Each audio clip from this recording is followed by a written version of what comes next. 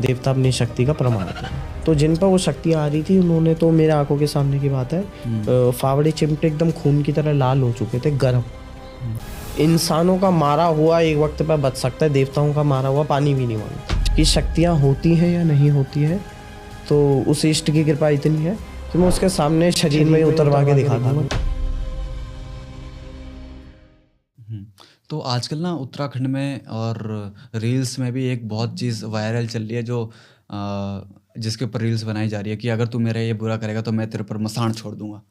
तो ये मसाण होता क्या है, और भूत होता है या कोई और अलग योनि है, क्या है, थोड़ा समझाइए। मसाण को बोला गया है जो हमारे तंत्र की मतलब मुख्य देवी है वो है माँ कालका या माँ काली बोल लो, शमशान वासिनी बोल लो, कुछ भी बोलो।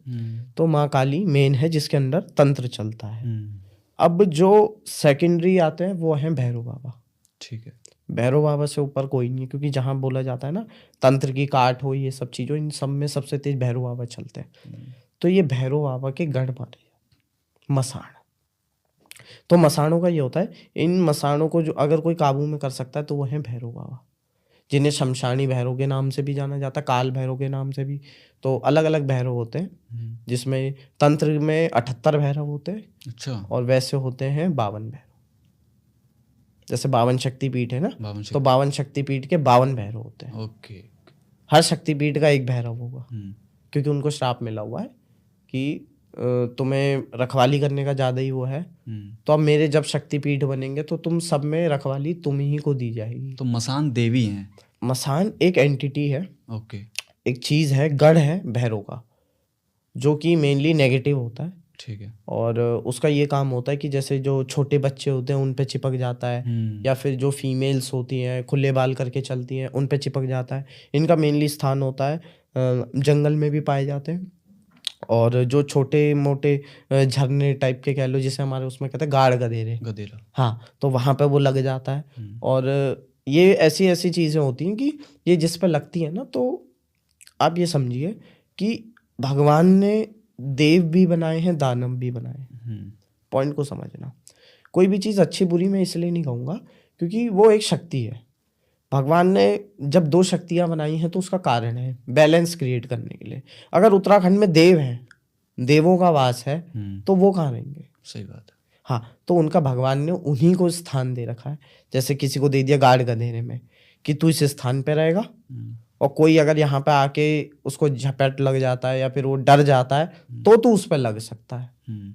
ठीक है, या रात को इस समय के बीच में ये एरिया तेरा होगा, इस बीच में कोई आके तेरे को डिस्टर्ब कर जाता है या तुम्हारी चीज़ों को डिस्टर्ब कर जाता है। जैसे एक होता है ना, हमारे वहाँ पे कहा जाता है माँ चंद्रबदनी का एक मंदिर है, तो वहाँ से ना एक शक्ति है, तो वो चक्कर लगाती है।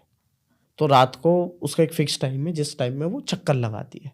तो जब वो चक्कर लगाती है तो उसमें क्या होता है कि वो जो शक्ति है वो मंदिर से आएगी सीधे सीधे, मंदिर से आएगी सीधे सीधे, और एक पॉइंट पे आके फिर बैक होके उसी क्षेत्र में। तो अब होता क्या है, जो भी बंदा उस क्षेत्र में उसके बीच में आ गया तो उसकी डेथ पक्की है। और रात के टाइम? हाँ, क्योंकि इंसानों के लिए दिन बना रखा है।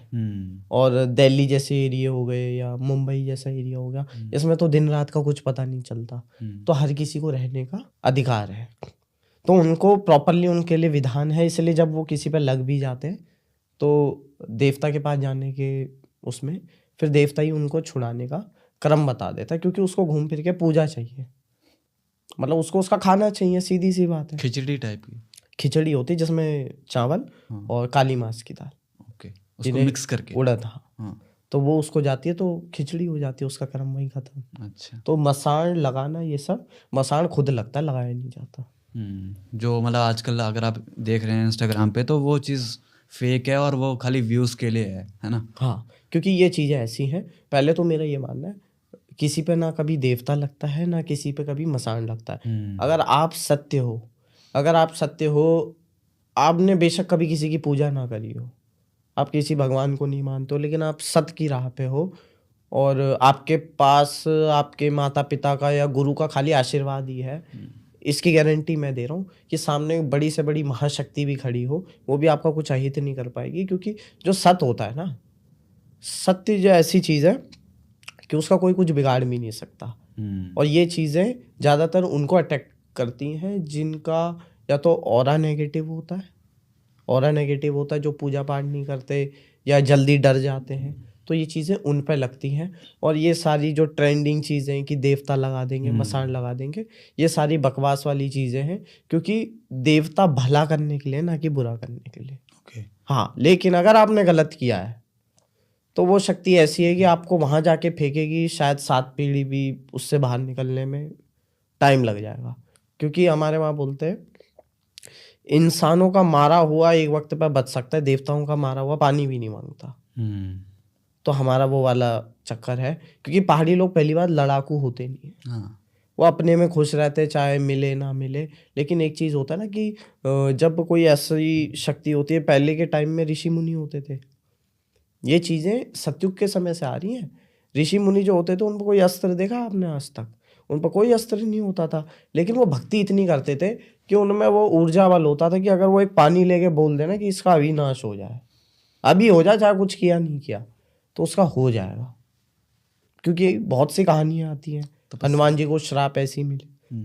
तो उत्तराखंड तपोस्थली है, और हमारे पूर्वजों ने ना जाने कब से वहाँ पे तपस्या करी है, तो अब हमें भी जन्म मिला है। तो अगर हमें जन्म मिला है तो उसका मतलब ये है कि हमने पूर्व जन्म में कुछ अच्छे कर्म किए होंगे, तो जाके ऐसी तपोस्थली मिली है कि जहाँ पे भगवान से डायरेक्ट कनेक्ट, मतलब हमें कोई साधना नहीं करनी किसी देवता को साधने के लिए।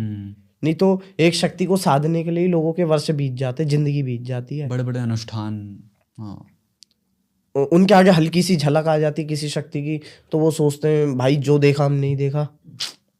ये रियलिटी है कि अगर कोई भी व्यक्ति, जैसे कोई माँ आदि शक्ति की पूजा करता है या हनुमान जी की करता है, तो उसको हल्की सी झलक दिख जाएगी तो वो सोचेगा बस, क्योंकि उसने मेहनत उतनी कर ली।